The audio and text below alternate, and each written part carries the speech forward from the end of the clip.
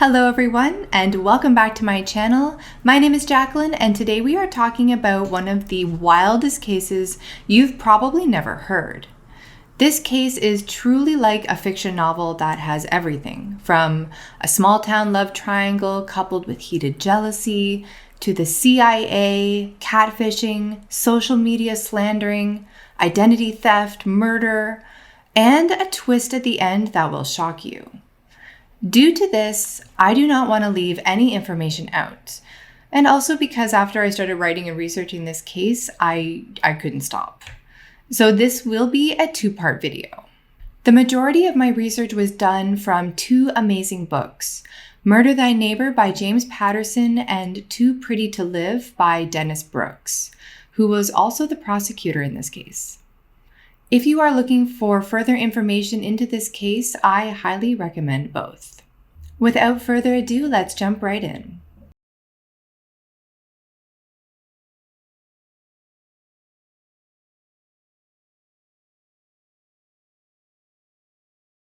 On the morning of January 31st, 2012, Brad Osborne woke up just before 6 a.m., as he did every day, to get ready for work at the textile plant in his hometown.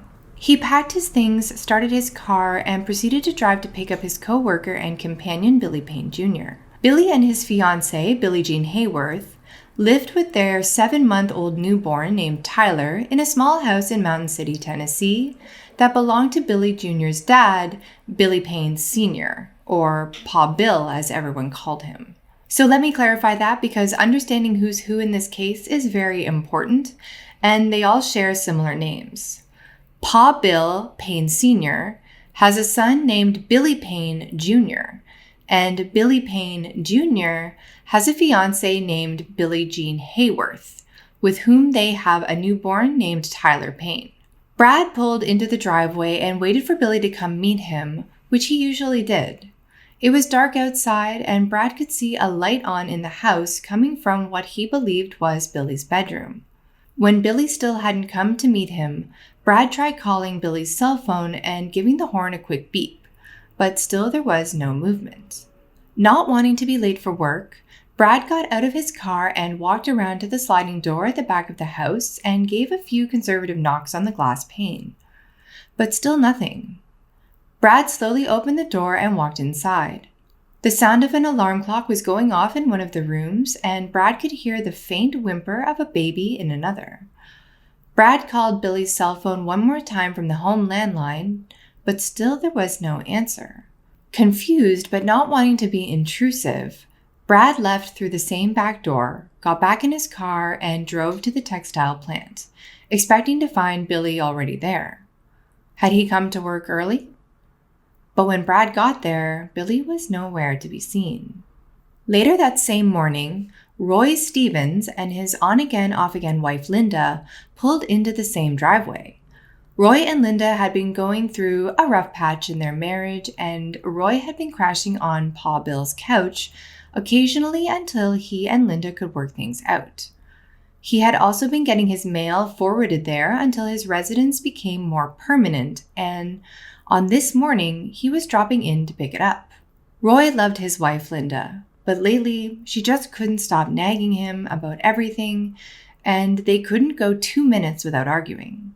That morning, it was about the squeaky brakes he hadn't yet gotten around to fixing, an issue all too apparent when they pulled the car into the driveway and the car came to a loud, high-pitched brake. It was a sunny January morning, and Roy noticed that, although Pa Bill's car was gone, Billy Jr.'s car was still in the driveway. This struck him as odd, seeing that Billy was usually at work by 10 a.m. on a Tuesday. Did Billy carpool to work again with Brad? Roy let himself in through the unlocked, backsliding door and decided to give a shout to let the newly engaged lovebirds know he was there. You know, just in case they were having a Tuesday morning delight. In Mountain City, a town with less than 3,000 people at the time, no one really locked their doors. Roy was surprised when there was no answer. He proceeded to grab and look through his mail, but the silence in the house made him unsettled.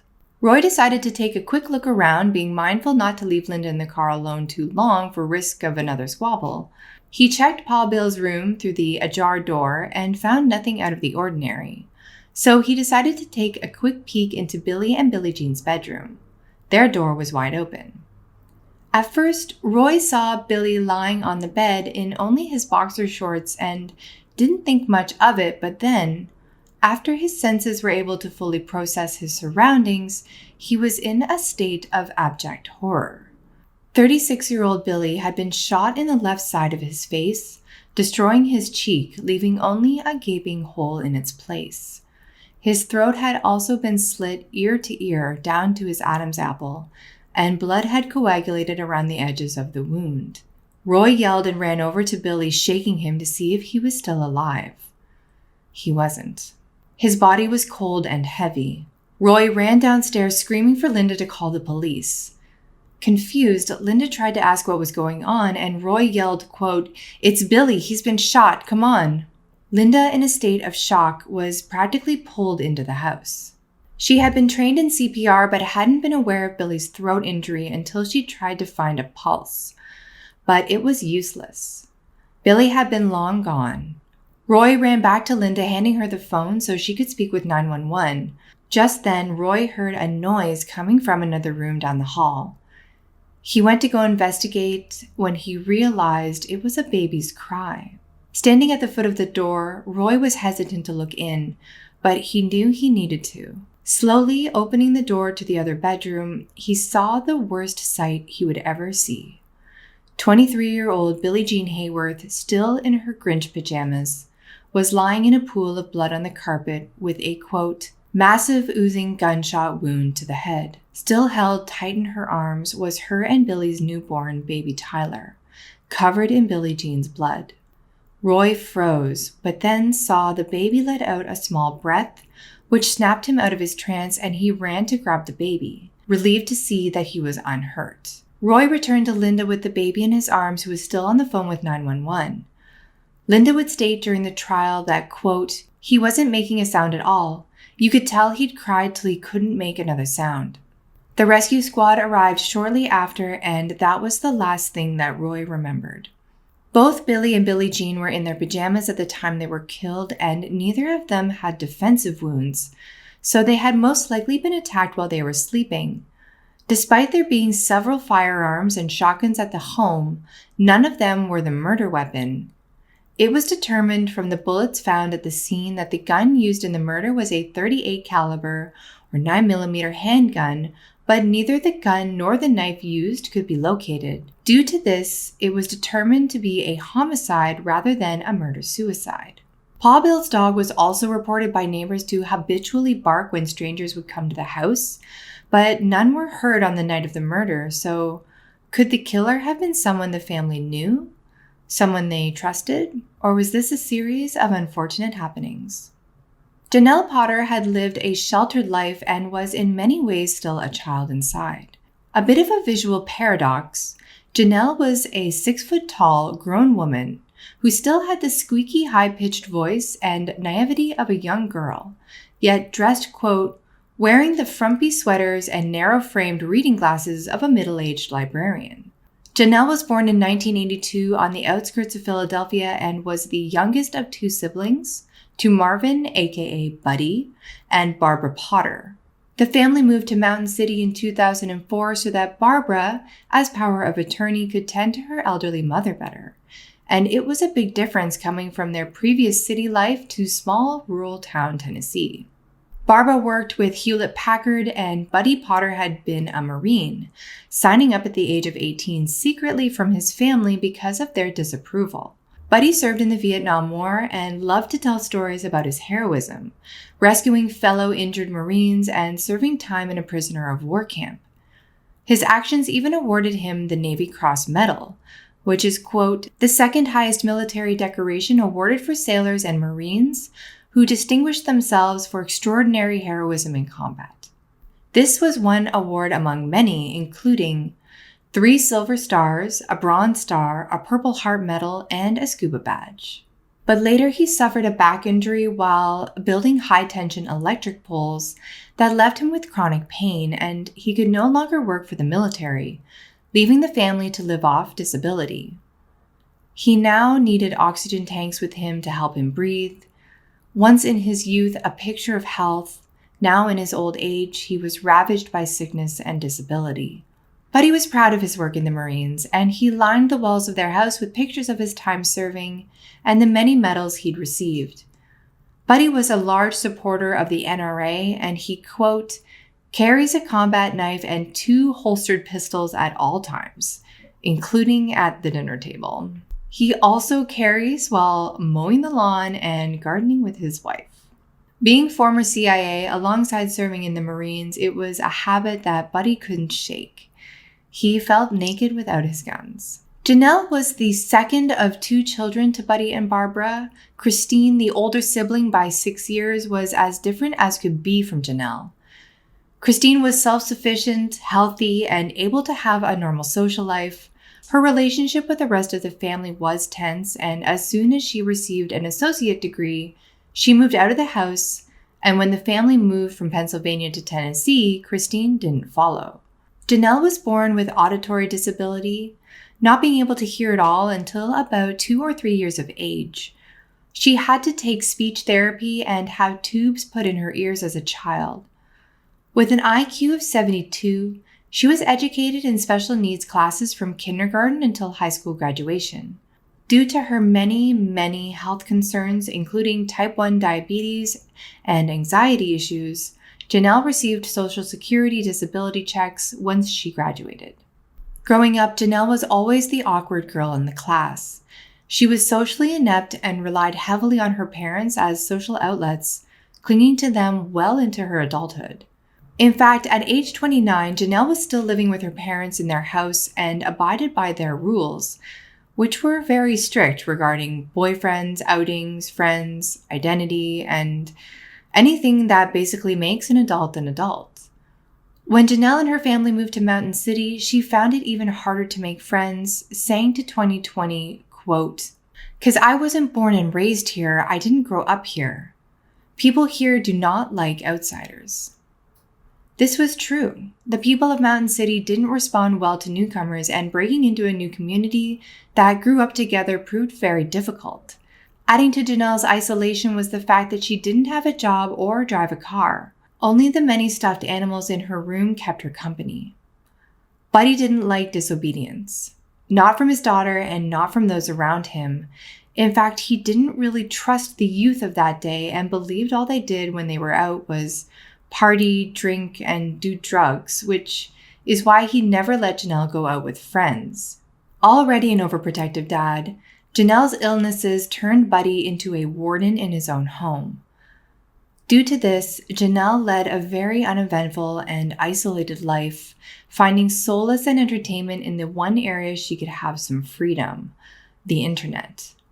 And I say some freedom because Janelle's parents monitored her Facebook account and internet usage often. In fact, taken from the Catfishing podcast special by Parcast, a 2021 study by psychologists Dr. Carrie Wilson and Dr. Jennifer Stock showed that social media can be an important benefit for individuals suffering from an illness. For Janelle, Facebook became her life support, her channel to the outside world, and she became reliant on it. When Janelle did meet someone new, she would immediately go home and friend request them on Facebook. And often they reciprocated the gesture. Janelle loved all dogs. Short dogs, large dogs, fluffy dogs, wrinkly dogs, old dogs, dogs with smushed little faces, and even dogs that could tear your arm off. When she wasn't posting picture after picture of cute dogs, her favorite animal, and inspirational quotes on her page, most of which would go unnoticed, she was gushing over other people's photos and life moments, leaving kind comments and emojis. She wished that people would interact with her back the same way. Her About section read, quote, "Most everyone knows me in some way or another. I'm a very caring person. I'm from Kennett Square, Pennsylvania, but I have been living in East Tennessee for going on 9 years. I do miss a lot of my friends that are pretty much everywhere now. I love life and I love to make others laugh. I'm fun and caring and loving and sweet. If anyone needs anything, they let me know. I'm a little shy sometimes and most of the time outgoing, and I love to make new friends or talk just about anyone. I love my family so much. My mom and dad are my world, and some of my great friends mean the world to me. I love them all to pieces.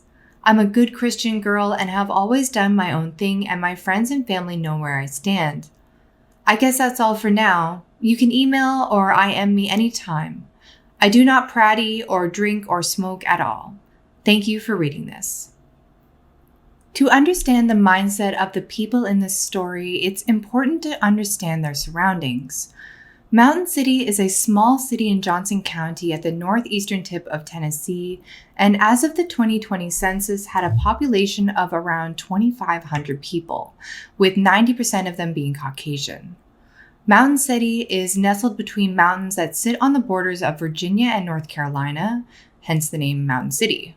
The median income for a household is $16,587, while a family household has an average income of $31,406, equating to 27.1% of the population being below the poverty line.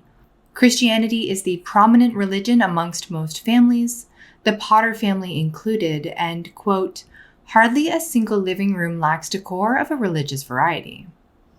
Main Street consists of a bank, a library, a greasy diner, a hardware store, a gas station, one family-owned pharmacy, and a few convenience stores. In fact, when I zoomed in on Google Maps to Mountain City, the first landmarks that appear are the Dollar General, a Black Bear Wine and Spirits, one of only 3 grocery stores, the Food Lion, a TNT sporting goods store, and an AmeriCorps 2-star hotel, which is only a little shy of the Mountain City average hotel rating of 3.5 stars. There is no public transit, so everyone drives a vehicle, most commonly pickup trucks. Everyone knows everyone, and thus don't lock their doors at night, yet on the 2016 census, Tennessee showed a 40 to 50% household firearm ownership rate. That's a lot of guns for people who trust their neighbors. For an outdoorsman, Mountain City would be a haven, offering endless trails to trek and mountains to climb. But for the Potters who believed their physical ailments prevented them from enjoying such activities, it was just more reason to stay inside, watch TV, and use the computer.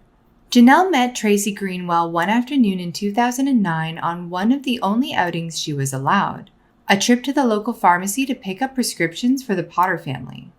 A lot of them. Almost a dozen in total after the pharmacist was done placing them on the counter. On her way out, Janelle passed by the cosmetics section and stopped. Despite never really being into makeup or the latest trends in fashion, she was drawn to the shelves upon shelves lined with bright colors and tantalizing slogans reeling her in. She opened a few testers, eyeshadows, and mascaras, but it wasn't until opening a tube of pinkish red lipstick that Tracy approached her, commenting that the shade would go lovely with Janelle's skin tone. Tracy worked at the pharmacy and was an outgoing, easy-to-talk with pretty brunette. It wasn't the first time Tracy had seen Janelle around town. It was kind of hard to miss her. But Tracy understood that Janelle was fairly new and kept to herself.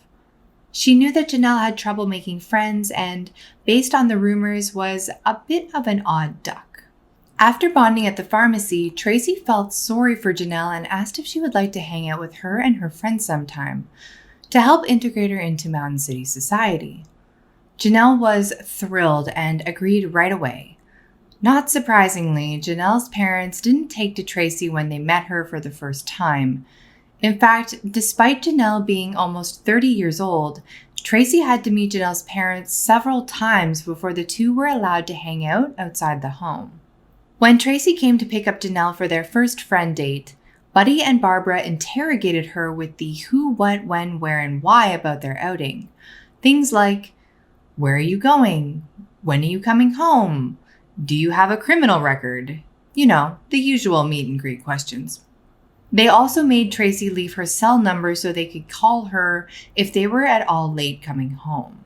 Despite telling Janelle's parents that they were going to the Boone Mall across the border in North Carolina, Tracy was actually sneaking Janelle off to meet a bunch of her friends at a bar called JT's that had, quote, like a million different beers. Although apprehensive for fear her parents would find out, Janelle agreed and went to the bar. The visit was going well enough for Janelle, who, between trying to stomach the taste of beer and make small talk with all the new people she had just met, had begun to worry about the time. Almost 5 p.m., she needed to get home, but Tracy was still having a good time and she didn't want to seem pesky. Just before Janelle began to panic, a black Ford Mustang pulled into the bar parking lot. Out of the car stepped a man that would forever change Janelle's life, and Janelle would forever change his. The man was, quote, tall, slender, rakishly handsome, with dusty brown hair and lively blue-green eyes. It was Tracy's older brother, Billy Payne Jr. He approached the group and promptly bought everyone a round of whiskey shots before taking a seat beside Janelle. Janelle was immediately infatuated with him. Now in his 30s, Billy was described as a hard worker, a hard partier, a social butterfly, and someone who played fast and loose with the girls in town. He would spend his paychecks each week on drinks and hangouts with friends, and the locals loved his company. Billy Clay Payne was born in 1975 on July 10th, and Tracy was born a couple years after.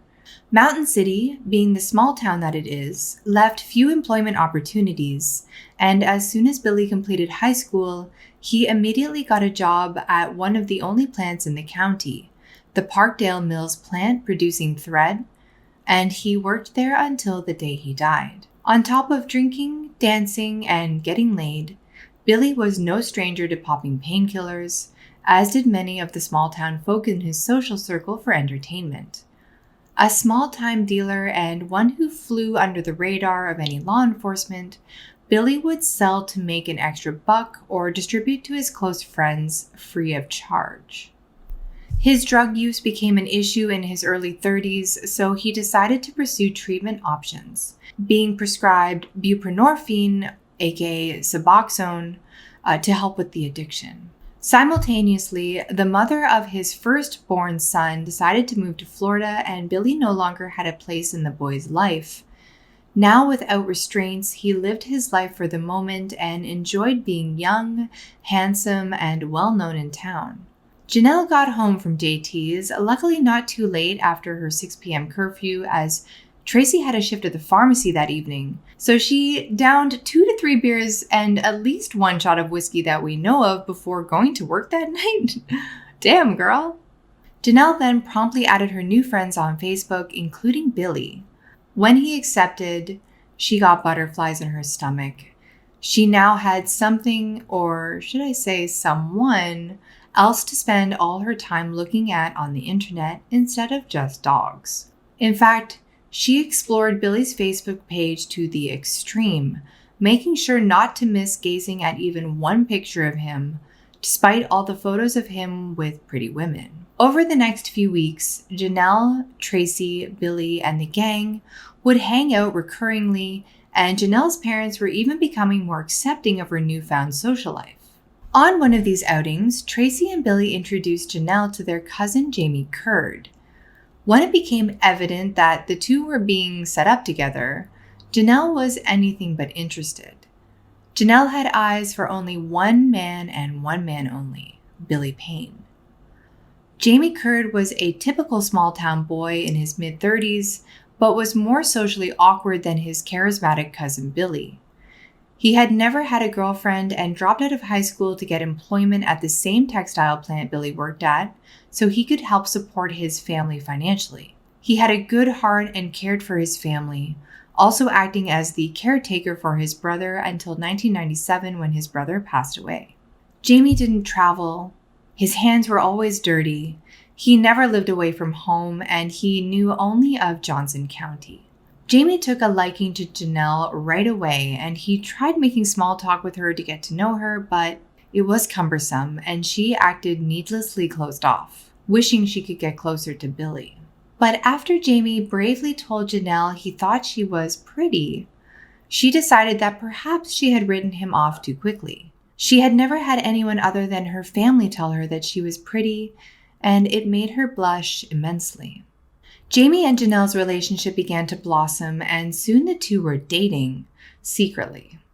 Janelle's parents didn't know about their relationship, and she couldn't tell them. They would never accept Jamie or the fact that she was dating someone, but she would have Jamie over to help fix the computer to spend time with him. It was a win-win. Their computer could get fixed, and Jamie could get to know her parents. Jamie would later state that he was intimidated by Barbara and felt that he was always, quote, walking on eggshells around her. Their relationship existed predominantly via email because Jamie didn't have social media, so the two would email back and forth as often as possible and talk on the phone after Janelle's parents went to sleep. This was until Jamie bought Janelle a secret prepaid cell phone. Janelle loved her phone. It was a type of freedom she had never experienced before, and soon, like so many others, it became an extension of herself. The two would text secretly when her parents weren't looking or late at night, and Janelle felt like a secret agent.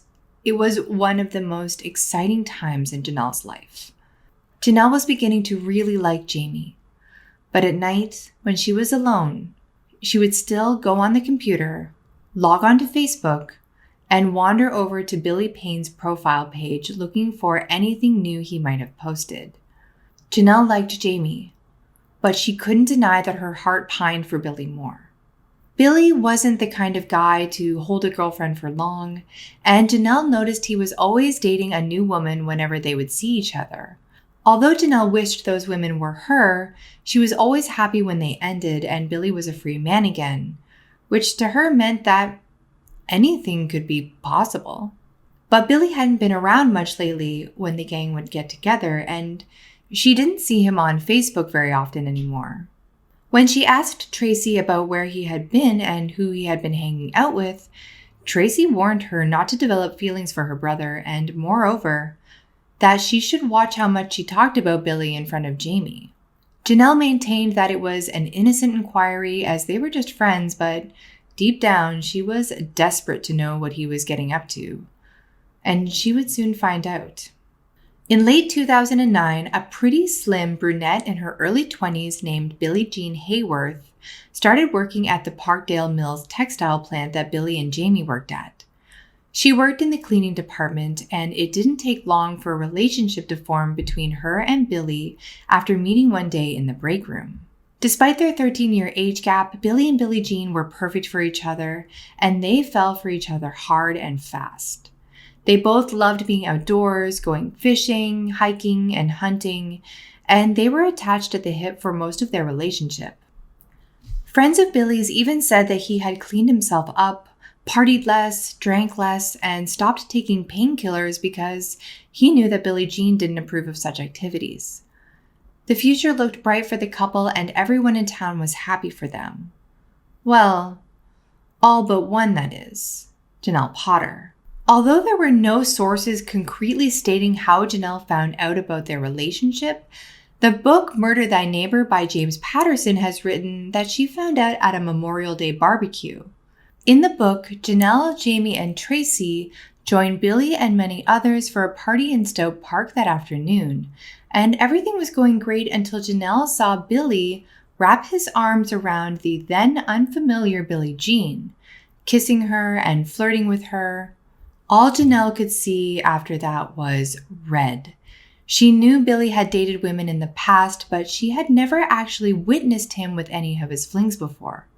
She immediately started crying and told her confused boyfriend, Jamie, that she needed to leave the barbecue right away. Jamie tried to comfort Janelle and ask what was wrong so he could fix it, but it was no use. Janelle was too upset. So she got Jamie to drive her home, where she immediately looked up Billie Jean on Facebook. What she saw made her even more feverish. They may not have been official Facebook friends, but Janelle could still see some of Billie Jean's photos. The ones where she was looking beautiful and super skinny and on the beach in a little teeny tiny bikini, and the ones where she was hugging and kissing Billy. So Janelle decided to do the only thing that she could do in that moment, the only thing that would put some of the power back into her corner. She friend requested Billie Jean Hayworth. Soon after friending Billie Jean on Facebook, however, Janelle ran into Billie Jean's best friend, Lindsay Thomas, at the local grocery store, Food Country. Janelle had to use food stamp cards and claimed that after Lindsay saw this, she and Billie Jean began harassing her. Lindsay and Billie Jean created fake Facebook profiles of Janelle using her photo and spread nasty messages using them. Janelle claims she also started getting mean and threatening messages to her page, messages that even included talks of rape. Her Facebook timeline was filled with anonymous messages calling her ugly, a loser, fat, and that no one liked her. Although I'm not sure how anyone can leave an anonymous post on one's Facebook timeline, perhaps because this was back in the early stages of Facebook when their identity security wasn't as strict as it is now. Janelle claimed the messages were coming from Billie Jean, Billy Payne, as well as Lindsay Thomas, and others because they were jealous of Janelle's beauty and good nature. Even Barbara had noticed the nasty comments on her daughter's timeline and had written back, quote, "Please do not write on Janelle's Facebook. Please do not do this." During the late 2000s and into the early 2010s, Topics was another popular, quote, online site that assigned separate forums by cities, and was especially well liked in small towns where the forums were often used as tools for gossiping, although it shut down on December 20th, 2018. The Mountain City Topics forums were no different. The main hook being that you could write anything you wanted on topics under any pseudonym, real or fake, and this led to trouble in many cases. In fact, in 2012 Blairsville, Georgia, Gene Cooley, an innocent man, had his life ruined by a topics forum, stating that he had a hand in the murder of his fiancée, Paulette Harper. Paulette had actually been shot and killed by a jealous ex-boyfriend after he broke into her house, killing her and then taking his own life. But at the time of her death, weird aliases named Bugs, Yuck, and Mouth were spreading rumors about Gene on the Blairsville Topics forum. They called him a pedophile, a drug addict, said he had been in and out of rehab, and that he had taken part in the murder of his fiancée Paulette.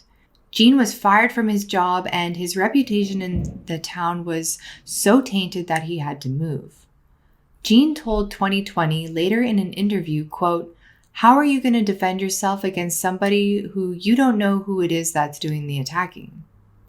Luckily, this story has a happy ending, and Gene was eventually cleared of all wrongdoing and the allegations against him, but not every case has a positive spin. It wasn't long after Billy and Billie Jean started dating that Billie Jean moved into the house that Billy shared with his father, Pa Bill. To celebrate, in April 2010, Billie Jean, Billy, Tracy, Lindsay, a friend named Tara Osborne, and a few others decided to get together for some drinks at the house. And if you're listening to this and playing the drink every time you hear the name Bill game, why then you're probably gibbled by now. Things were going well at the party until Lindsay decided to check topics for the latest gossip, and she was shocked at what she found.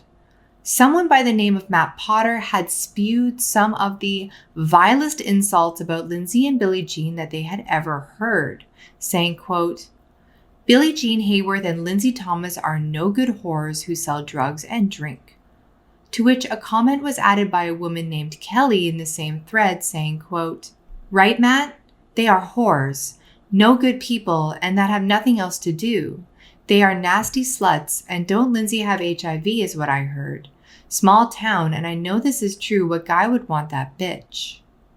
Continued down the thread was a comment from someone named Dan White, adding, quote, "Wow, Matt and Kelly, I knew she was bad, but I had no clue she was off on the deep end. She is crazy, that's for sure. Sounds like all of them are. I know Billy, that bitch, had lived with more guys and have sex with 80% of Mountain City." At first, Lindsay and Billy were completely in the dark. Who and why would someone make all this nasty stuff up about them? And who were Dan, Matt, and Kelly? Well, it didn't take long for the group to put the pieces together and realize who was behind the horrible gossip, because a little further down on the form, someone else was mentioned, but this person was having their praises sung over and over again: Janelle Potter. Matt Potter was listed on Janelle's Facebook profile as her brother, but no such sibling existed, and it is believed that Janelle made him up. Matt wrote, quote, "If you ever hit Janelle, Lindsay, you're behind, better watch out. She don't even know you, and you all always have to pick on her and hurt her and her family. She has a great name, and you all are so unhappy with your dumb little lives, and you guys do is sleep around, make people's lives hell. Why don't you go back to hell where you came from?" To which Kelly added, quote, "She is so ugly, and she is mad because Janelle is so pretty and sweet and nice." In reply to that, Dan added, quote, "I agree with you both, and this girl Janelle I do know as in passing, but she is a good girl and was brought up right, and you can tell everything is you're welcome and hello and thank you, and she just a sweet girl." This back and forth went on for months, and given all the hate being spewed between the two groups, everyone eventually unfriended one another on Facebook. Although there are conflicting sources that state when the three girls unfriended each other, either before or after the nasty messages, one thing is certain: they did not like one another. According to Janelle, in an ABC News Nightline interview years later, she stated she unfriended Billie Payne first, which in turn led to Billie Jean unfriending her, and then Janelle unfriending Billie Jean, although that's not how Facebook works. When you unfriend someone, it is done on both sides. So Janelle also maintained that she never sent any nasty messages ever on any site, and that her computer must have been hacked because she never wished anything negative upon anyone. During the investigation into the deaths of Billie and Billie Jean, Lindsay Thomas told District Attorney Dennis Brooks that, quote, "I didn't really know Janelle. Billie Jean had accepted a friend request on Facebook from her. We knew of her." Shortly after Janelle friend requesting Billie Jean, Lindsay also accepted a friend request from Janelle, despite not knowing her personally. Lindsay continued, quote, "One day Billie Jean told me that Janelle had talked bad about us on Facebook, so I confronted her on Facebook, but she didn't stop. Then I called her at her house, and she said she hadn't wrote anything. She said she didn't know what I was talking about. Then I started to get calls from her. She'd call me 27 times or so a day." Meanwhile, Janelle was maintaining that Lindsay was the one harassing her. In an email Janelle sent to Barbara in April 2011 titled "What Lindsay Said," Lindsay had threatened Janelle, quote, "Janelle, I will get you, no good bitch. I'm fucking Lindsay, remember that. You cares what I have, and I can use it if I want to. Your ass is mine. You're a fucking bitch, remember that. I can get you and will. Your daddy can't do shit to me. I'm above the law, dumb fucking bitch." From here on out, things became very heated between Janelle, Billie Jean, Lindsay, Tara, and Tracy. Once a group of friends, now a rivalry like that of the Hatfields and McCoys. Tracy even wrote on Janelle's Facebook page in November 2010, shortly after the discovery of the first Topics post slandering Lindsay and Billie Jean, quote, "Your friend Matt needs to leave Billie Jean and Lindsay off the Topics website. You lost my brother as a friend, and I'm not happy with you either." Facebook and Topics became a consistent source of evil, spiteful attacks between the two groups, where harassment and slander was abundant from both sides. And each side believed they were the victim while continuing to retort to the messages, furthering the vicious cycle. Nowadays, we call this Twitter. One night, when Janelle was in bed, she heard noises outside the window and went to investigate. She found a rock that had been thrown at the house with the words "Billie and Billie Jean" written on it. On the edge of the rock, the words "I'm your huckleberry" were also written. Janelle, distraught, called the police, who came to investigate and photograph the rock. By this point, Barbara, Buddy, and Jamie were all also aware of the harassment being inflicted on Janelle and became worried. Although trying to remain neutral because he and Billy were family, Jamie inevitably swayed more toward Janelle's side and his relationship with Billy became strained. But the feud didn't end there. Soon after, in the fall of 2010, Billie Jean and Billy found out that they were going to have a son together, and the harassment intensified. Alias Matt Potter on the topics forum stated, quote, "Billie Jean is getting so fat with that baby. She looks like a chipmunk that ate too many nuts, LOL. I hope she loses that baby. It don't need a mother like Billie Jean. And Billy, he's no father by the way he acts and talks. I hope a bear would eat Billie Jean, druggy, whore-ass bitch. Go screw a damn tree for all I care. Leave Janelle alone." Janelle, in turn, received a message from Lindsay defending Billie Jean, saying, quote, "You're a fucking bitch, and you know your fucking ass is going to jail, and Bill is going to kill you, and he has said that, and I hope he does. None of us want you around nor living. You're a waste of air and time on everyone. You are nothing. You really think you are sweet and smart? Ha ha, yeah right. You are dumb and you're very ugly. No one wants you.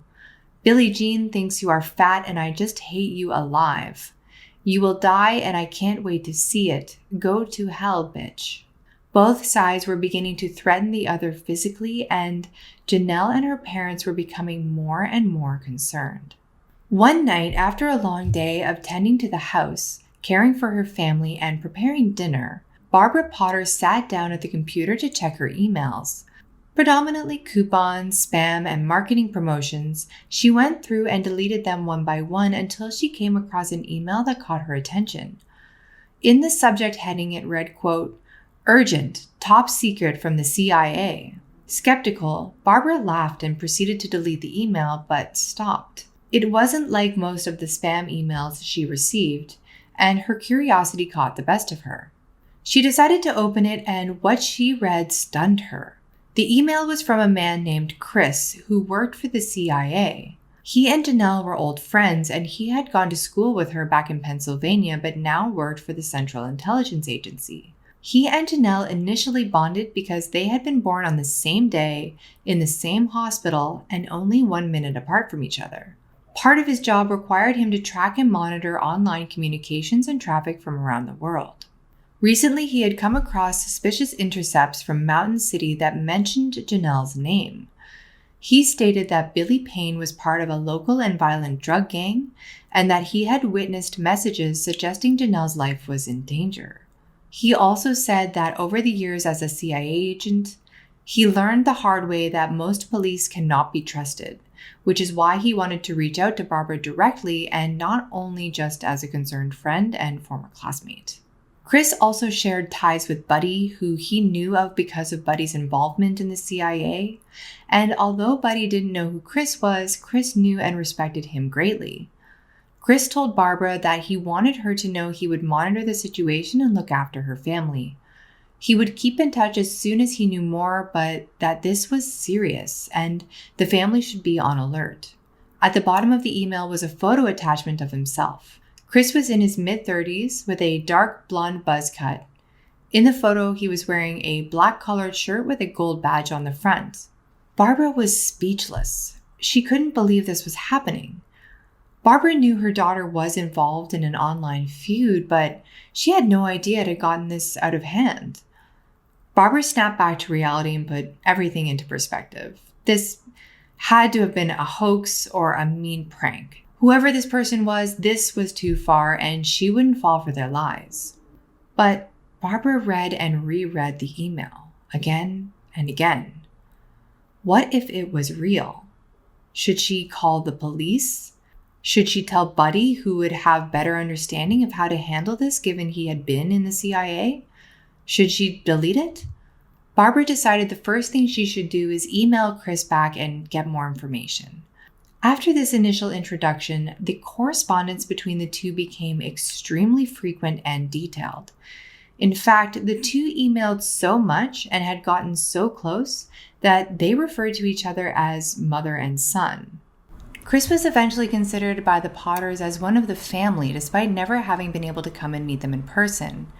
He was never able to see them because he could not risk being seen in Mountain City, as his job was too secretive. In fact, he shouldn't even be telling them everything he was telling them. They only knew him from the photos he sent via email. Chris had been all over the world fighting for his country and was no stranger to a threat. He had killed people on missions, and although it had been hard at first, he began to enjoy it, saying in an email to Barbara, quote, "I got rid of a few family members in Ruiza and then New York and some others. I have shot a lot of people in my work with them. I got to a point where they were bad people and I knew it was us or them, so I had to kill them. But I love to shoot now and killing does not bother me at all." During their months and months of communication, Barbara had become more and more paranoid and a bit unhinged. Not only was Chris feeding her more information about the online feud, but he also stated that Barbara's other daughter, Christine, was plotting to kill them and was into heavy drug use. As stated in the book Too Pretty to Live, quote, "By the end of 2011, Barbara had become more deranged, dangerously paranoid, and obsessively preoccupied with the movements and plans of her family foes." Barbara believed that with Chris, the CIA agent, helping them, her husband Buddy being formerly CIA, and her own motherly instinct, her family would be protected by any means necessary. More so, that they were above the law and permitted to kill if need be. In an email to Chris illustrating this, Barbara wrote, quote, "And dare they come after Jen with me around, and I'm always around when we're out. Well, that will be all they wrote in this world. And if they don't think I'll shoot their asses when I'm out, they're wrong. I carry 2 guns, lots of ammo, more than 75 rounds, and I'm ready, clips full. Sometimes I have the shotgun too. I will do whatever I have to do to save my kid and myself." And Chris not only fueled this persona out of Barbara, but he encouraged it. Although he was a CIA agent, he was vicious and bloodthirsty, which became evident the longer the two communicated. Chris influenced Barbara with his findings on Billy and Billie Jean, stoking the fire and making sure that the Potters were well aware of the looming threat upon them.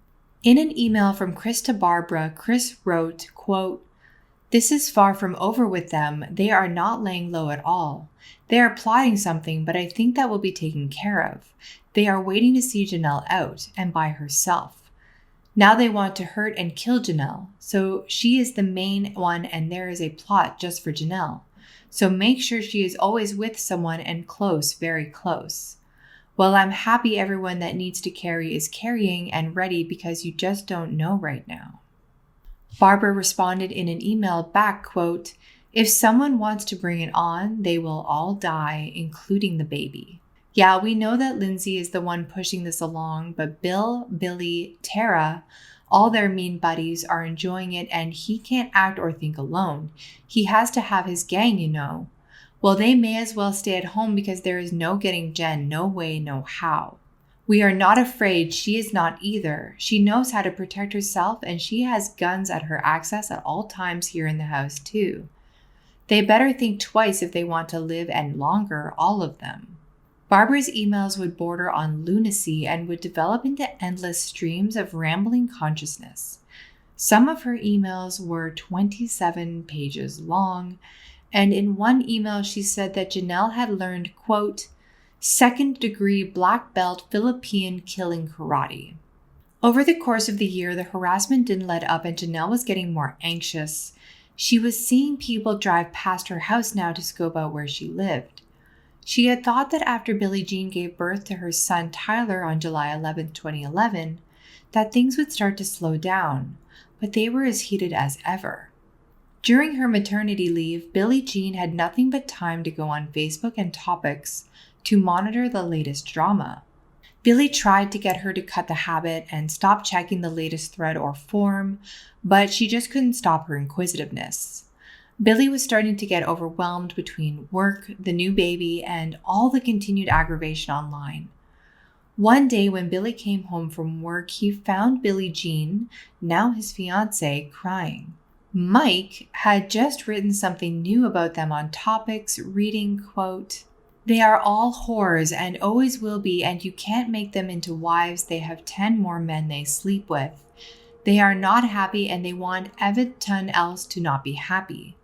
Fuck them. I'm happy Janelle is so sweet, caring, and will stand up for herself. What's Lindsay and Billie Jean do? Nothing but lie and try to get others hurt.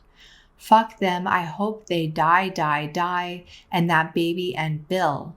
One day, girl, you are going to get beat up really good and left for dead. Leave this town. You won't leave here alive."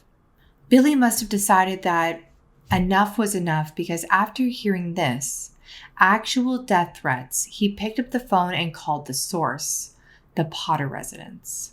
Buddy was the one to answer the phone, and when he did, Billy told him that they were sick of the harassment and needed it to stop, that they had a new baby now and death threats to his family were unacceptable. He said they didn't want any trouble, just for everything to stop, but Buddy was in no mood to hear it. They had been the ones bothering Janelle. At one point, Barbara grabbed the phone from Buddy and demanded that Billy speak with her. Again, Billy told her they didn't want any trouble, just the harassment to stop. But just as Buddy had, Barbara insisted they were the ones harassing their poor, sweet, good to everyone daughter Janelle. At this point, Janelle could be heard yelling in the background, maintaining that all she did was post pictures of cute dogs all day and that she never said anything bad about anyone. Billy yelled through the phone that Janelle was lying, that she knew what she had written, which made Janelle erupt into a loud, shrill wail. Barbara hung up the phone, telling Billy that if they didn't stop, something would be done about it.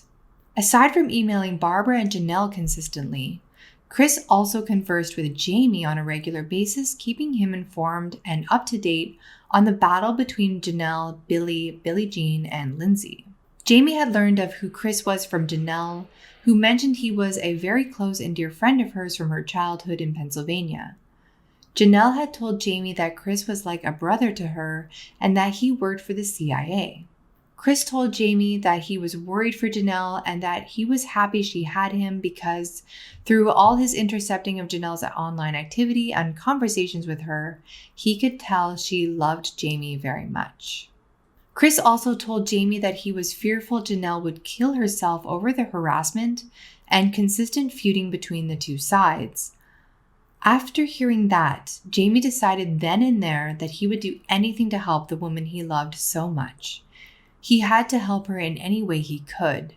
The feud needed to end. Jamie went to Janelle and asked her to stop participating in the drama, saying, quote, "The only thing you have to do is hit delete. Just stop." But it was no use. Janelle maintained she was being hacked and that she was the victim.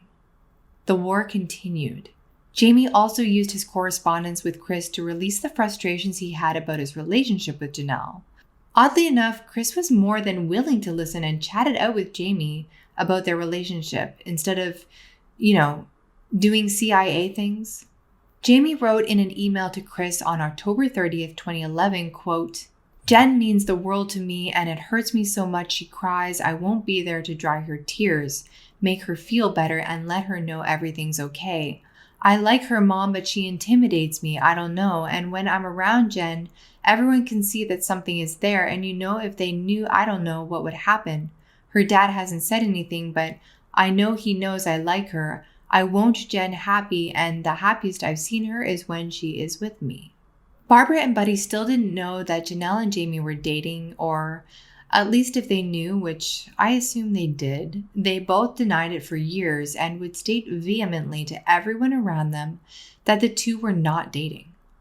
Originally, Janelle's parents disliked Jamie very much and didn't want him around the house, with Barbara telling Chris in an email, quote, "Life is hard, Bud and I are worried about Jen after we die. What will happen to her then? She can't live on her own at all. She needs a good person to take care of her and be good to her. These guys down here are trash and we threw the last one out last year in January," jerk Jamie curd. He took advantage of me and was dirty, muddy, walked in the house any old time, even when Jen was in the hospital one time. He did not have good manners and smelled too.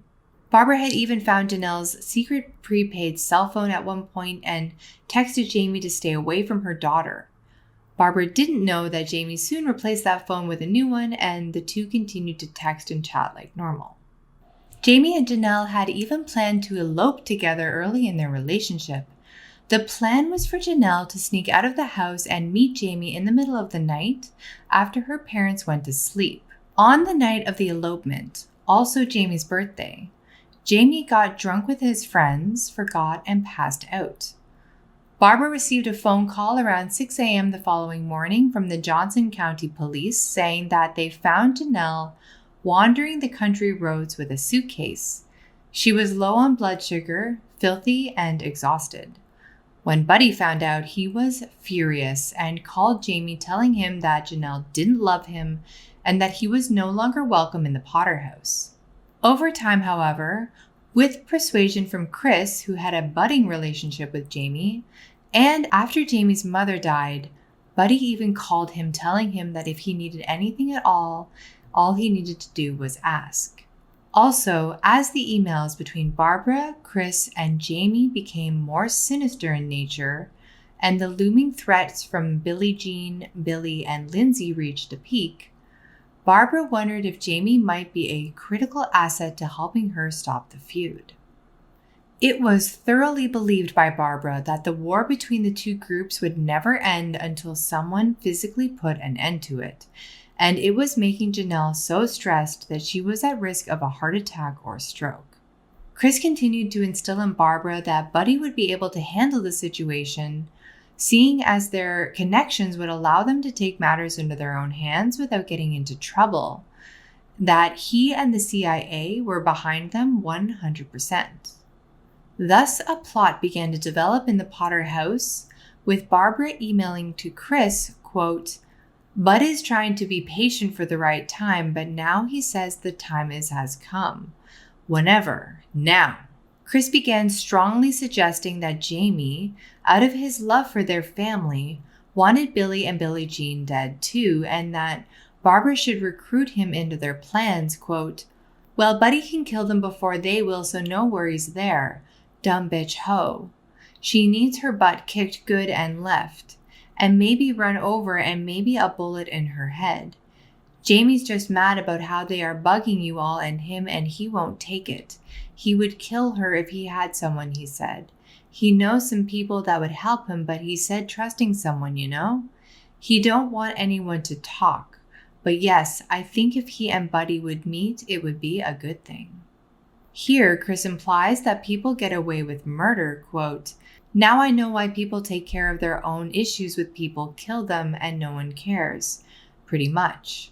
I have had it and seen it for myself. I got rid of two and no one cared, no asked anything. LOL. You can get away with it." By now, the communication between Barbara, Chris, and Jamie implied that killing Billy and Billie Jean would be the only way to stop the harassment. It was time for action.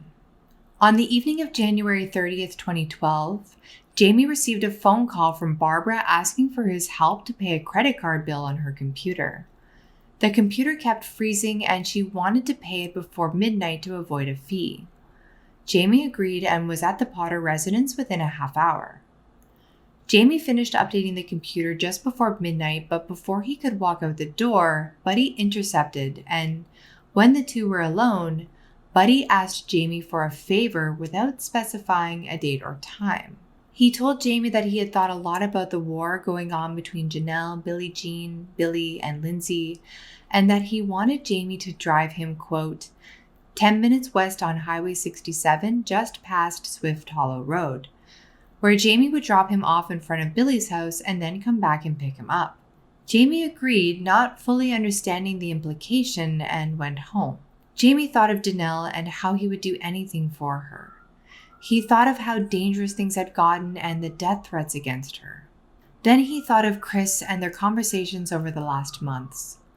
Chris had supported his relationship with Janelle when no one else did, and had been there for him since they began speaking. Chris had also told him that he needed to do something about the threats. It was his duty to protect those he loved and that it was them or him. Chris told him that he and the CIA were behind him and he would be safeguarded from any convictions. In one of those emails, Chris wrote to Jamie, quote, "Hi Jamie, it's Chris. I wanted to say hello and thank you for being there for Janelle and her mom and dad. They are good people and what others say about them is wrong. I know you have taken up for her family and her. It means a lot to me. Thank you. These girls are just driving her so crazy and you know they are crazy. But what they are doing is still fucking wrong and hurting her like they are. There is no reason for it, just because she is sweet and very pretty, prettier than them. Something will happen to them in time. With you and Buddy, I hope you all can get them. I wish I could kill them, but right now I really can't. But pray for Janelle. I know she is having a very hard time and she just needs someone like you, and I'm happy, so happy and blessed she has you."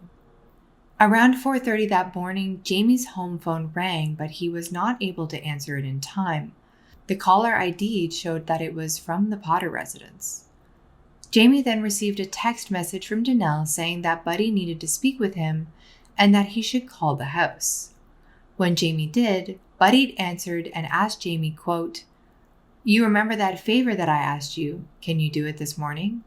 It was time for Jamie to make good on his promise and meet Buddy outside shortly in his black pickup truck. Jamie also received a text from Janelle telling him that she loved him and that he shouldn't bring his cell phone with him because cell phones can pinpoint locations from cell towers. Buddy's truck pulled into Jamie's driveway just before 5 a.m. the morning of January 31st, 2012. Before leaving the house, Jamie took a large swig of Evan Williams whiskey and proceeded out the front door to the idling truck. It would be a decision that Jamie would regret for the rest of his life. So that is the end of part 1 of the Facebook murders. Let me know what you think in the comments below. I'd love to hear your opinions, but if you've already heard of this case, then please, no spoilers. Part 2 will be ready in about 2 to 3 weeks, so make sure you subscribe and hit the notifications button so you don't miss part 2 because it has some twists and turns that will shock you. You don't want to miss it. For real. This story just kept getting more and more wild as I read it. As always, I hope you enjoyed this video, and if you did, help a girl out starting a new channel. Give it a thumbs up. My name is Jacqueline, and thank you so much for watching. We'll see you again in part 2. Have a great day.